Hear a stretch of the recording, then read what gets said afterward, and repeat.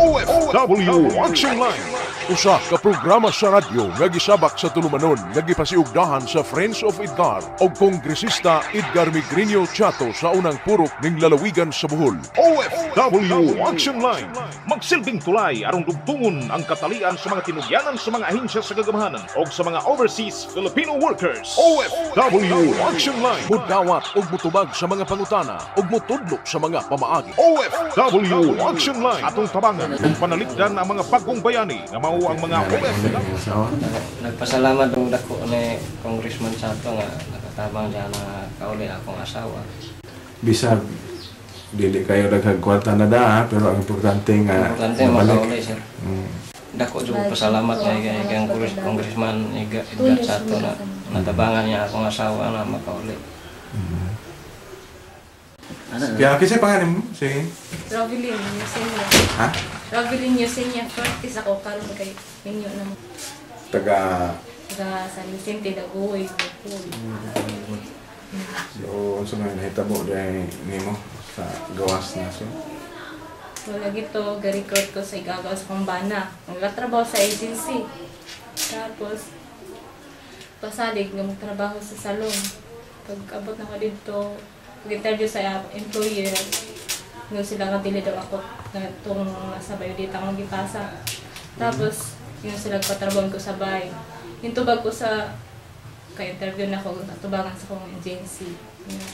I-try ko magtrabaho sa salon, kaysa salon ko lagi hire. Pag kuan, ipagawas ko sa tagias agency. Wako kaya bawas. O sa buwan na ka naka? May 2008. 2008? May 26, hindi ka na rin may 27. To Jordan? Jordan.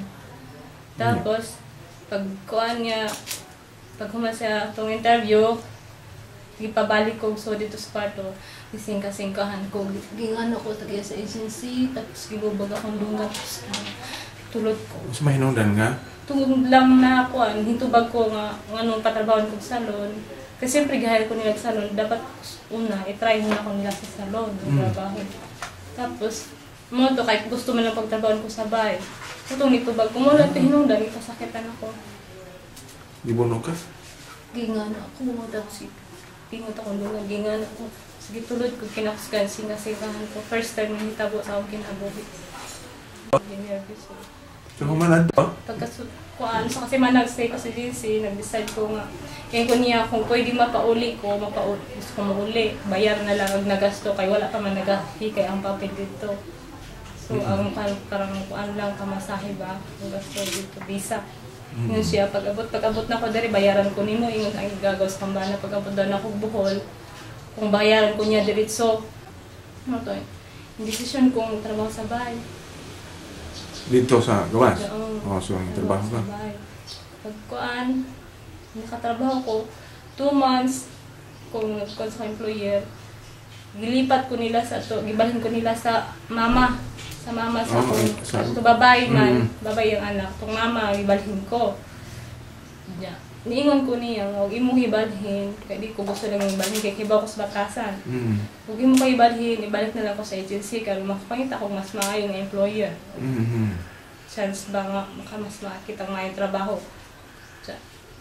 Yun sa dili ka na may balhin. Pero pagkasunod adlaw, gingnan ako siyang mama, ligpit tayo man sa nina, kuyog ta. So, murag napugos ko mabalhin. Pagbalhin ako, okay raw dapat kay usad inusara naman siya, hindi po sa ingso nagpuyo. Napi Pilipina. Kaso lang, ang problema, nagkabuntag, nagkumanang, siyempre dinalian maglimpyo sa Stambaya. Nagkabuntag, inon ko niya, nagmata niya, at kuyog ka ng ato ko sa akong kinamhurang anak, lalong ka, nagbantay kag bata.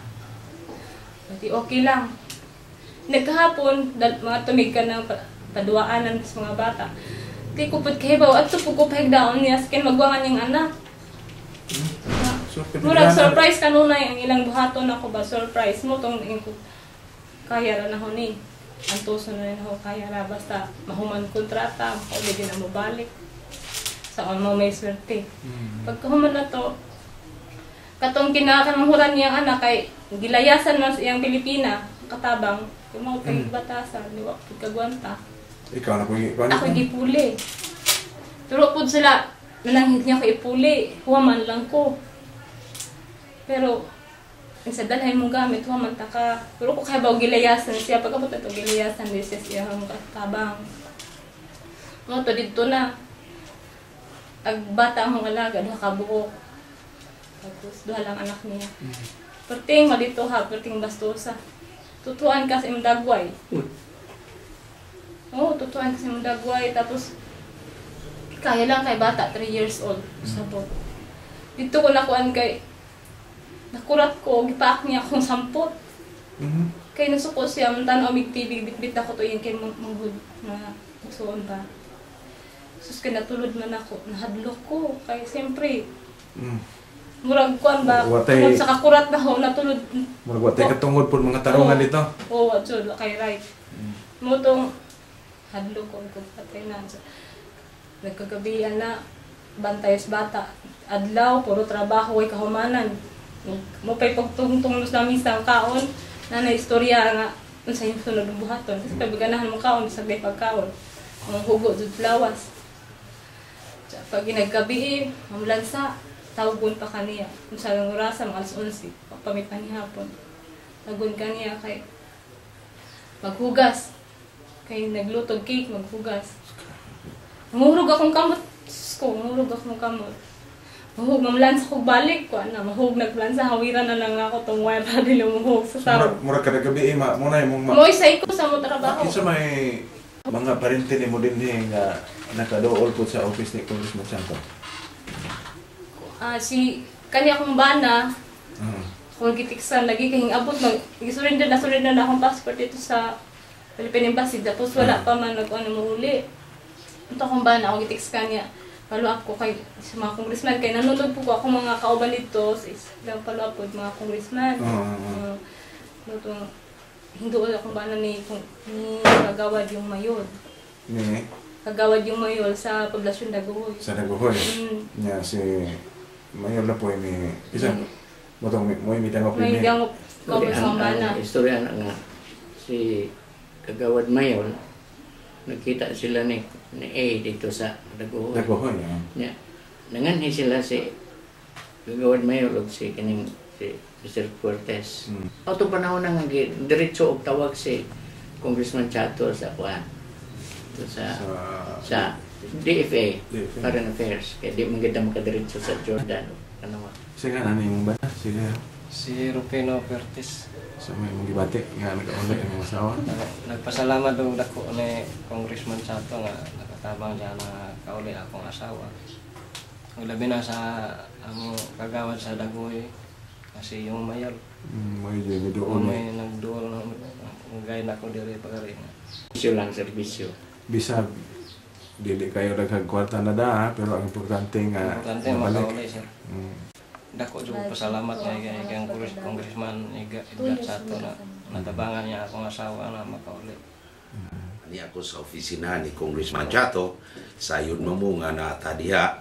Onya daghan ang mga butang nga atong pagahisgutan may tungod sa ato nga mga kaigsunan nga atoa sa halayo nga dapit sa mga kanasuran diin ang ato nga mga kaigsunan nangita in taon sa ilang mga tingusbawan sa panginabuhi ug gingon man sa mga kalihukan nga dunay inunta pag-uswag sa ato nga pangita sa pamilya.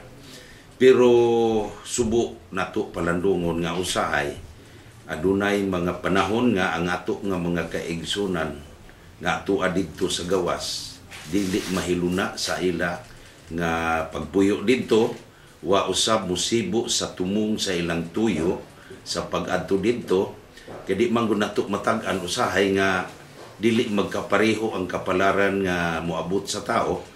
Unya mao ni nga ngato nga buhatan sa ni Congressman Edgar Chato ana kanunay magalantaw maninguha nga katabangan in taon ang adunay mga problema nga ato didto sa ubang nasod.